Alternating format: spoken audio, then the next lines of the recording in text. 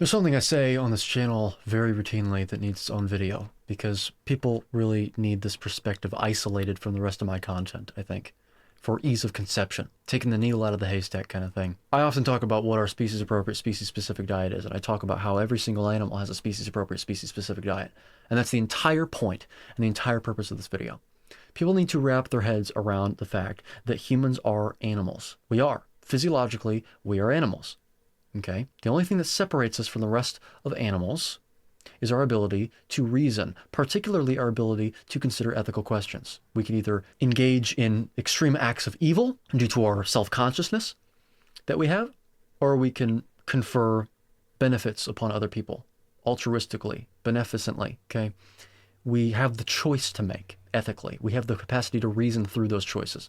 But physiologically, we are animals. And what that means is that we fit the pattern that every other animal in the world does, which is that we have a species-appropriate, species-specific diet. And not only do we have a species-appropriate, species-specific diet, but that necessarily implies that every single species has one diet for its species. This really needs to be hammered in.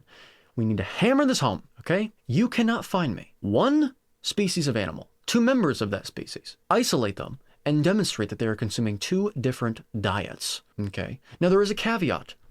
There is some error and some small, in other words, there's some slight distinction and slight differences that you may find if you take them from completely different regions of the world. However, that doesn't mean there isn't one indicated diet for their species. What it means is that one of those animals is consuming a less indicated diet than the other, and they are in the process, according to the principles of Darwinian evolution, genetically speaking, of adapting to that diet, therefore eventually making that diet their new indicated diet, at least for that animal in that region. It all comes back to us having one indicated diet. This is why we don't simply observe evolution, but we observe other things like comparative anatomy and biochemistry to derive a composite inference as to what our species-appropriate diet actually is. That being a 100% carnivore diet that consists primarily of the flesh and associated fat of large ruminant animals with added fat to taste in the form of butter, tallow, lard, suet, and ghee, and added salt to taste, and water transitioning slowly over the course of 6 to 8 weeks if you are not on that diet, which most people are not, and making sure to consume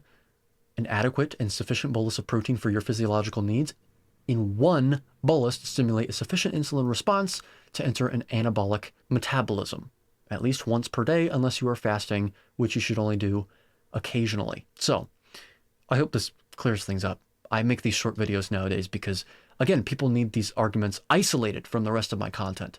So as short as they are, I think that a lot of times they are of more utility for that reason. Trust me, there's still many other long-form content videos that not only are to come and to be recorded after today, but that have already been recorded today.